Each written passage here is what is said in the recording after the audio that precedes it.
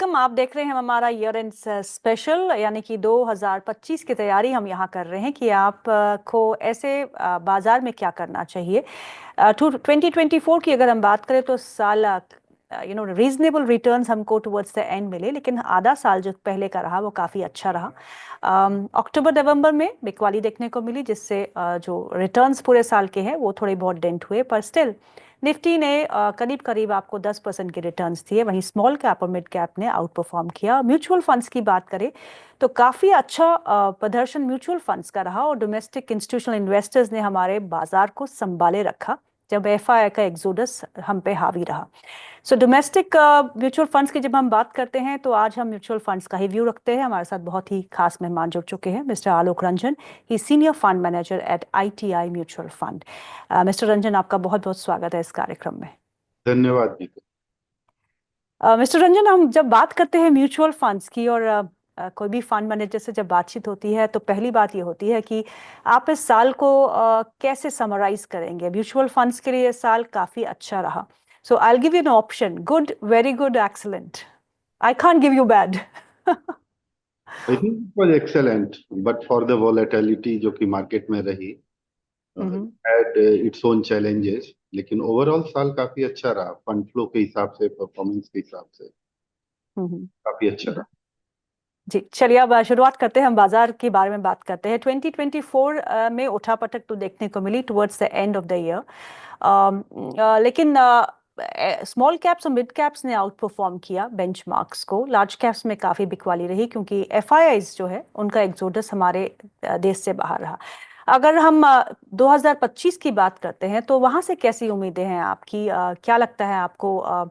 First half थोड़ा turbulent रहेगा और सेकेंड हाफ में संभलता दिखेगा बाजार। What is your view and outlook for 2025? देखिए, जब भी हम मार्केट के आउटलुक के बारे में सोचते हैं तो एज ए फंड मैनेजर हमारा पहला ध्यान, पहला अटेंशन जाता है कि कॉर्पोरेट अर्निंग्स कैसी रहेगी। राइट। जी। तो अगर आप देखेंगे, Q1 बहुत अच्छा नहीं था, Q2 बहुत अच्छा नहीं था, जी। Q3 भी आप देखेंगे तो 3 महीने में 2 ढाई महीने तो ऑलरेडी निकल चुके हैं। और राइट। कारण से परफॉर्मेंस बहुत अच्छा नहीं रहा, उसका बहुत बड़ा कारण ये है कि इलेक्शंस के चलते गवर्नमेंट का पॉलिसी मेकिंग थोड़ा स्लो रहा, और ओके। कैपेक्स और ये सारे सेक्टर्स में थोड़ा प्रॉब्लम रहा। जी। सरकार ने जिस तरह से डिसीजन लेना था, शायद उस हिसाब से डिसीजन नहीं ले पाए, तो ओके। उससे थोड़ा प्रॉब्लम रहा। अब ये सारी चीजें थोड़ी थोड़ी संभलती हुई दिखाई देती हैं। इलेक्शंस खत्म हो गए और फिर से वापस चीजें सही हो रही हैं। तो जी। मेरा ख्याल है कि जो Q4 होगा वो अच्छा होगा। और ओके। के हिसाब से अगर Q3 के रिजल्ट के बाद मार्केट गिरता है या थोड़ी वोलेटिलिटी दिखाता है तो मुझे लगता है वो एक अच्छा मौका होगा इन्वेस्ट करने का। जी। मिस्टर रंजन, आपने कहा कि मौका अच्छा मिल सकता है। Q4 की अगर अर्निंग्स को हम देखें तो बाजार कुछ संभल सकता है, अर्निंग कुछ संभल सकती है, लेकिन बहुत सारे ऐसे थीम्स है जिन्होंने अच्छा रिटर्न्स जो है वो 2024 में दिया। डिफेंस एक थीम रहा, रियल एस्टेट स्टोरी काफ़ी अच्छी रही। आउट परफॉर्मेंस में अगर हम देखें, स्मॉल कैप्स और मिड कैप स्पेस ने काफ़ी अच्छा आउट परफॉर्मेंस दिखाया। तो 2025 से हम उतनी ही उम्मीद रखें कि मिड कैप्स और स्मॉल कैप्स आउट परफॉर्म करेंगे बेंचमार्क्स को, या फिर आपको लगता है क्योंकि तेज बिकवाली हमने लार्ज कैप स्टॉक्स में देखी है तो थोड़ा बहुत मोमेंटम वहां रहना चाहिए, और मिड कैप और स्मॉल कैप में थोड़ा बहुत रिटर्न्स कम कम की ही उम्मीद रखनी चाहिए? देखिए, इस सवाल का उत्तर देने के लिए फिर से मैं वैल्यूएशंस की तरफ जाना चाहूंगा। और अगर राइट। वैल्यूएशंस देखेंगे तो लार्ज कैप का जो वैल्यूएशन है वो उसमें काफी हद तक सैनिटी आ गई है। Mid cap, okay. Small caps का वैल्यूएशन थोड़ा ज्यादा के साइड में है, ऊंचे साइड में है। जी। लेकिन मिड कैप्स और स्मॉल कैप्स के अच्छा करने की वजह यह है कि वहां पे ग्रोथ भी ज्यादा है। जी। और एफआईआई की जो सेलिंग देख रहे हैं वो ज्यादातर सेलिंग लार्ज कैप्स में होती है, क्योंकि they can sell only what they own. Right. के चलते सेलिंग ज्यादा होती है, और सेलिंग के चलते थोड़ा सा प्राइस में प्रेशर बना रहता है। लेकिन जब हम्म। सेलिंग थमती हुई दिखाई देगी तो मेरे ख्याल से लार्ज कैप्स में अच्छा करने की उम्मीद ज्यादा है। मिस्टर रंजन, ये तो रही इक्विटी मार्केट्स की बात, लेकिन अगर हम एसेट एलोकेशन की बात करें तो आप 2025 में एसेट एलोकेशन को कैसे बांटेंगे, यानी कि कितना इक्विटीज में, कितना बॉन्ड्स में, कितना कमोडिटीज में लाइक गोल्ड एंड सिल्वर? देखिए, मैं तो इक्विटी का फंड मैनेजर हूँ, तो डेफिनेटली मेरा बायस या जो असेसमेंट रहेगा वो इक्विटी की तरफ ज्यादा रहेगा। और हम्म। ये एसेट एलोकेशन जो है थोड़ा बहुत इन्वेस्टर्स के रिस्क एपेटाइट पे डिपेंड करता है। तो हम्म। इसलिए कोई सही एसेट एलोकेशन विदाउट मतलब इन्वेस्टर्स के रिस्क एपेटाइट के बारे में जाने बिना देना मुश्किल है। हम्म। गोल्ड में जो रिटर्न्स होते हैं वो लंपी होते हैं, और पिछले 3-4 साल गोल्ड के लिए काफी अच्छे रहे। जी। तो उस हिसाब से गोल्ड ठीक दिखाई देता है, लेकिन उसके रिटर्न में जो लंपीनेस है उसको समझना जरूरी है। ये कभी जरूरी नहीं है कि अगर लास्ट ईयर 24% का रिटर्न आपको मिला या 25% का मिला, तो ये समझना जरूरी है कि हर साल शायद वैसा। एट द सेम टाइम जब जियो पॉलिटिकल रिस्क होता है, ग्लोबल मार्केट में वॉलेटिलिटी होती है, तो गोल्ड एक काफी यूजफुल हेज की तरह यूज किया जाता है, और उस हिसाब से इन्वेस्टमेंट में उसकी उपयोगिता बनी रहेगी। इक्विटी हम्म। में मुझे 12 से 15% का रिटर्न आता हुआ दिखाई देता है, शायद उससे अच्छा ही हो, लेकिन ये सारी चीजें अल्टीमेटली कॉर्पोरेट अर्निंग्स किस तरह से ग्रो करती है उस पर डिपेंड करता है। मुझे हम्म। इक्विटी में कोई बहुत ज्यादा रिस्क नहीं दिखाई दे रहा है यहाँ से। लेकिन हम्म। ये जो शॉर्ट टर्म के कुछ फेनोमेनन्स हैं, जैसे सप्लाई साइड प्रेशर, काफी ज्यादा जी। आईपीओ आ रहे हैं, काफी ज्यादा क्यूआईपी आ रहे हैं, जी। एफआईआई जी। की सेलिंग बनी हुई है, तो ये चीजें हम्म। मार्केट पे प्रेशर टाइम टू टाइम डालती रहेंगी, और ये प्रेशर और भी बढ़ जाता है अगर कॉर्पोरेट अर्निंग्स बहुत अच्छी नहीं आती हैं, जैसा कि आपने Q2 में देखा, और इसलिए जी। 2 महीने अच्छे नहीं रहे।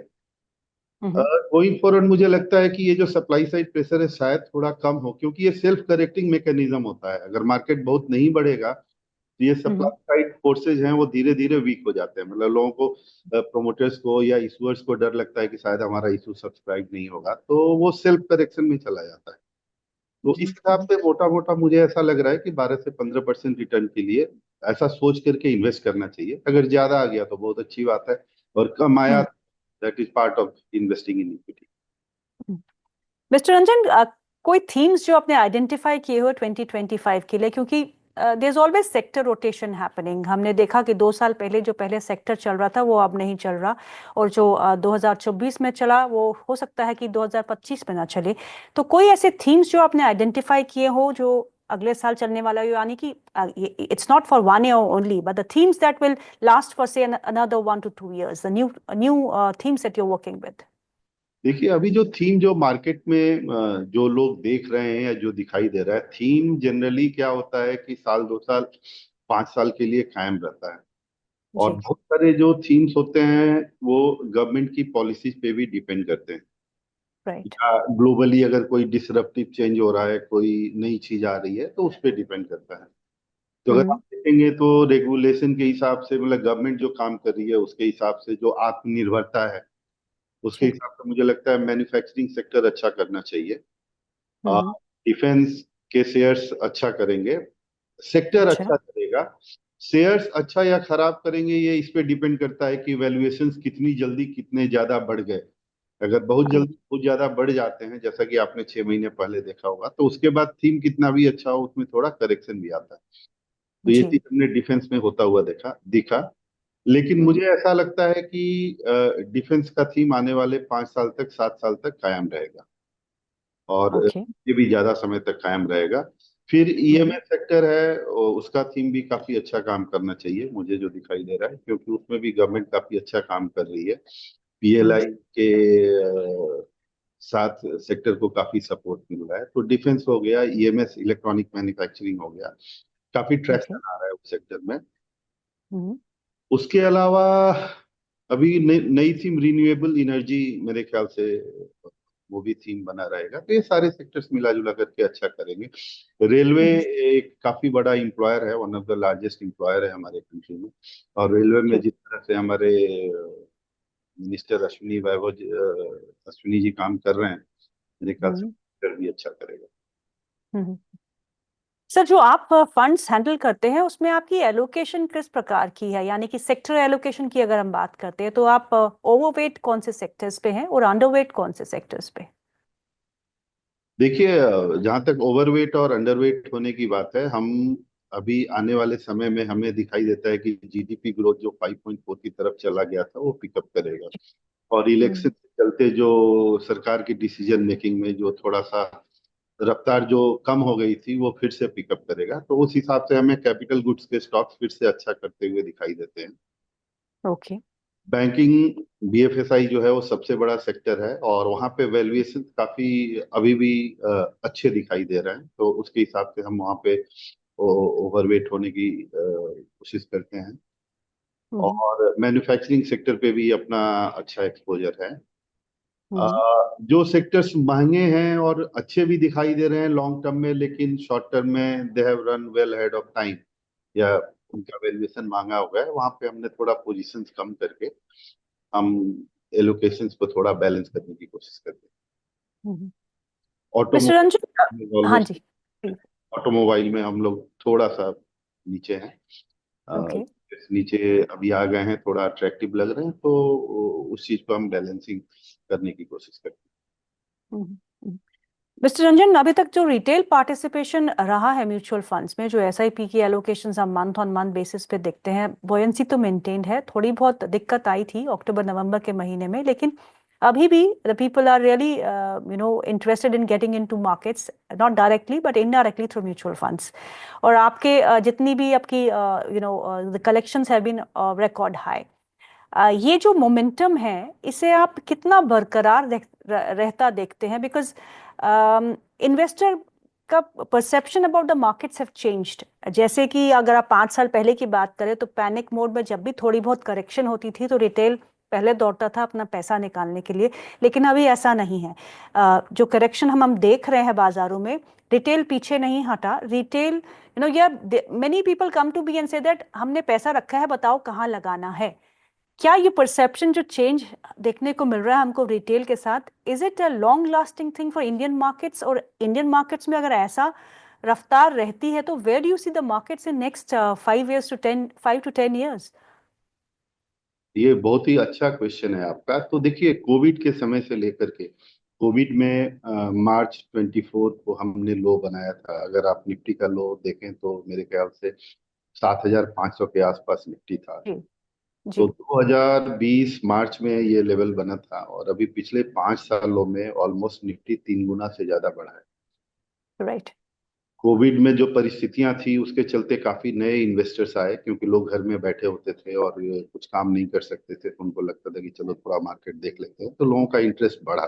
तो इस हिसाब से अगर आप देखेंगे तो लोगों को जो रिटर्न मिला है वो बहुत अच्छा मिला है पिछले 5 7 राइट। सालों में। अगर इंडेक्स ही 3 गुना होता है तो कई हम्म सारे सेक्टर्स में जिन्होंने एलोकेशन किया है, कई सारे स्टॉक्स में किया, टिपिकली उनका रिटर्न 25 30 35% एनुअलाइज है। जब इस तरह का राइट। रिटर्न आता है तो जाहिर है कि लोगों का विश्वास बढ़ता है और लोग काफी उत्साहित महसूस करते हैं, और उसके हम्म चलते ये चला आ रहा है। ये तब तक नहीं रुकेगा जब तक कि एक लंबा मार्केट में एक लंबी गिरावट नहीं आ जाती है। लंबी गिरावट का मतलब है कि 1 साल तक, 1.5 साल तक अगर मार्केट लगातार खराब करता है और लोगों हम्म को लंबा नुकसान होता है, तब जाकर के लोग इसके बारे में दोबारा से सोच सकते हैं। हम्म लेकिन सरकार जिस तरह से ध्यान दे रही है इकोनॉमी पे और मैन्युफैक्चरिंग पे और नए नए सेक्टर्स पे, जी। और इन्वायरमेंट बेहतर करने के लिए, इन सबको मिला के मुझे लगता है कि जीडीपी ग्रोथ काफी स्ट्रांग बना रहेगा। और हम्म वैल्यूएशन भी अभी जो है वो ऑलमोस्ट मीडियन वैल्यूएशन के पास है। एटलीस्ट लार्ज कैप इंडेक्स को आप देखेंगे तो राइट। 20 21 टाइम हम लोग ट्रेलिंग बेसिस पे हैं, जो कि मीडियन वैल्यूएशन है। तो बहुत अट्रैक्टिव नहीं है, तो बहुत महंगा भी नहीं है।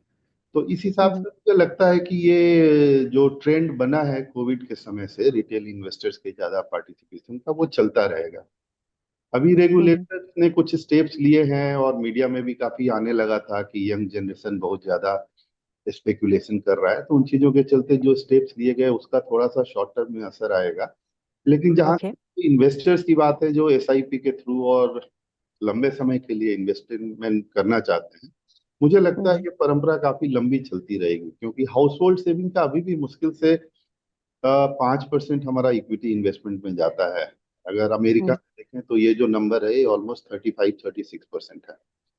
एक जिस तरह की परंपरा शुरू हुई थी अमेरिकन मार्केट्स में 90s में, और वो काफी जी। लंबी चली थी, ऑलमोस्ट 10-15 साल तक तो लगातार चला था, तो उस तरह से मुझे लगता है कि कहीं ना कहीं हम भी उस दौर में शायद घुस चुके हैं, और शायद ये दौर कंटिन्यू रहेगा आने वाले फॉरसिएबल फ्यूचर। मिस्टर रंजन, जो जियोपॉलिटिकल डायनामिक्स है वो चेंज हो रहे हैं। आप हमने वॉर से शुरू किया, यूक्रेन और रशिया की वॉर, वो वहीं रह गई, रीजन स्पेसिफिक तो मिडिल ईस्ट में आ गए। मिडिल ईस्ट से बाद में चाइना डिसरप्शन देखने को ही मिल रहा है। Bangladesh is in a bad state. Sri Lanka थोड़ा सुधरने के कगार पे है, लेकिन वो भी उतना कामकाज नहीं कर रही। पाकिस्तान एंड नेबरिंग नेशंस का आपको पता ही है।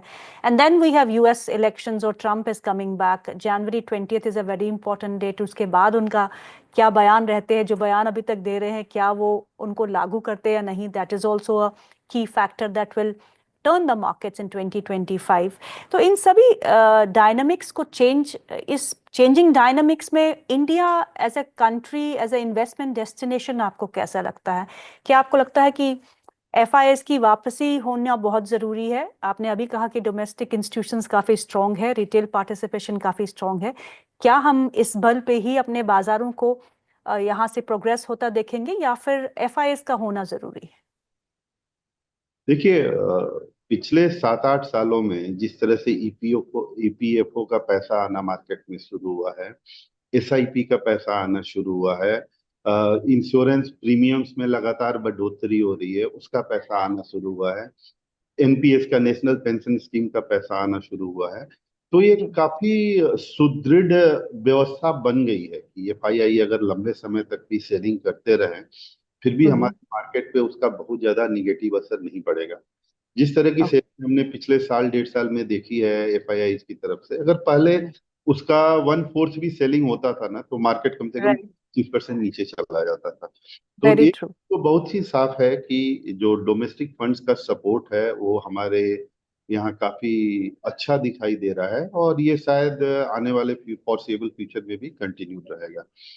एट द सेम टाइम अगर एफआईआई जिस तरह से बेच रहे हैं, अगर बेचते रहेंगे तो मार्केट का बहुत ज्यादा तेजी से बढ़ना मुश्किल होगा, और ये जो बात है, ये वैल्यूएशंस भी इस चीज को सपोर्ट कर रहे हैं, क्योंकि वैल्यूएशंस भी बहुत ज्यादा अट्रैक्टिव नहीं है। जी। जहां तक मिस्टर ट्रम्प के आने की बात है, तो हम्म। वो थोड़ा सा अनप्रेडिक्टेबल है।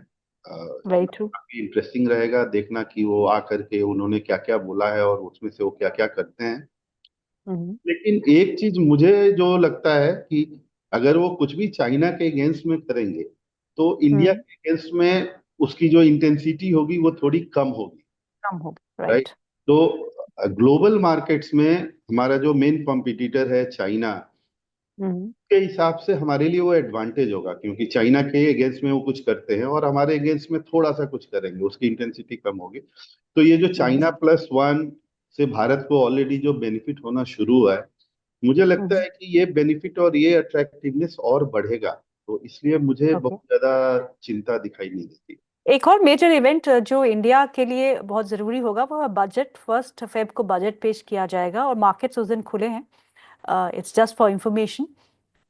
तो बजट से आपकी क्या उम्मीदें हैं? आप व्हाट एक चीज जो आपको बजट में लगता है कि होना बहुत जरूरी है, that will support the economy and will support the equity markets also. तो 2-3 चीजें हो सकती हैं। एक तो मुझे दिखाई दे रहा है कि जो कैपेक्स गवर्नमेंट का जो स्लो डाउन हुआ है, मुझे ऐसी उम्मीद है कि गवर्नमेंट इसको एड्रेस करेगी और गवर्नमेंट ऐसे स्टेप्स लेगी जिससे कि हमारा कैपिटल एक्सपेंडिचर और उसका जो इंटेंसिटी और मोमेंटम है वो दोबारा से ट्रैक पे आए। हम्म। दूसरा कि पिछले बजट में थोड़ा सा इक्विटी मार्केट्स के लिए टैक्सेशन बढ़ा था, और मिडिल क्लास भी काफी टैक्सेशन के बोझ से थोड़ा दबा हुआ महसूस कर रहा है, तो शायद, और कंजम्पशन भी काफी वीक है, तो मुझे हम्म। लगता है कि कहीं ना कहीं सरकार इस चीज को पहचानेगी, इस चीज को समझेगी, और शायद हम्म। टैक्सेस से रिलेटेड भी कुछ अच्छे स्टेप्स आए।